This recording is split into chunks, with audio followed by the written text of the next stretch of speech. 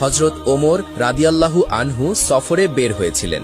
দীর্ঘদিন যাবৎ পথ চলার ফলে পথিমধ্যে তার খাদ্য ও রসদ ফুরিয়ে যায়। তিনি বেশ কিছু দূর যাওয়ার পর দেখলেন মাঠে একদল বকরি ঘাস খাচ্ছে। তখনকার দিনে আরবদের প্রথা ছিল যে তারা মেহমানদারির খাতিরে মুসাফির পথিকদের বিনামূল্যে দুধ পান করাতো। সেই মতে তিনি রাখালের কাছে গিয়ে বললেন, ভাই, আমি তো মুসাফির, আমার খাদ্য রসদ ফুরিয়ে গেছে, তাই তুমি আমাকে তোমার বকরির একটু দুধ পান করাও। হযরত ওমর রাদিয়াল্লাহু আনহু এর কথা শুনে রাখাল বলল, আপনি মুসাফির, আপনাকে আমি অবশ্যই দুধ দিতাম, কিন্তু সমস্যা হলো বকরিগুলো আমার নয়, এগুলোর মালিক অন্য এক ব্যক্তি, আমি এগুলোর রাখাল মাত্র।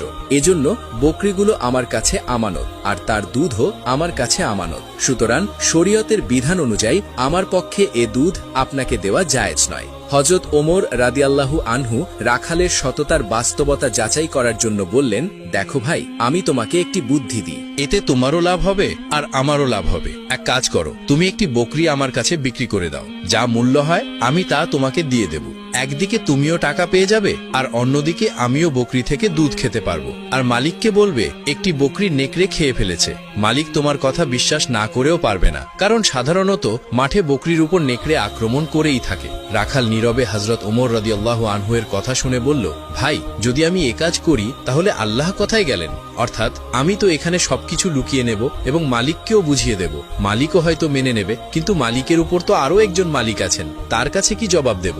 রাখাল আরো বলল, এজন্য আমার দ্বারা এমন কাজ সম্ভব নয়। হযরত ওমর রাদিয়াল্লাহু আনহু প্রকৃতপক্ষে রাখালের সততা যাচাই করেছিলেন।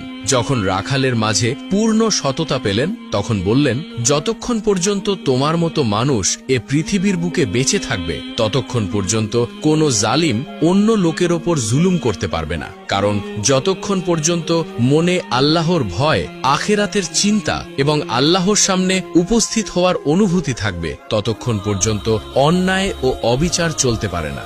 এটাই হলো পূর্ণাঙ্গ ঈমান, যে নির্জন মাঠেও মানুষের মধ্যে এমন চিন্তা কাজ করে যে আমার কোনো কাজ যেন আল্লাহর মতের প্রতিপন্থী না হয়। এটা ইসলামের সবচেয়ে গুরুত্বপূর্ণ শিক্ষা, যা ব্যতীত প্রকৃত মুমিন হওয়া সম্ভব নয়। হাদিস শরীফে নবী করিম সাল্লাল্লাহু আলাইহি ওয়াসাল্লাম ইরশাদ করেছেন, যার মধ্যে আমানতদারি নেই তার ঈমান নেই।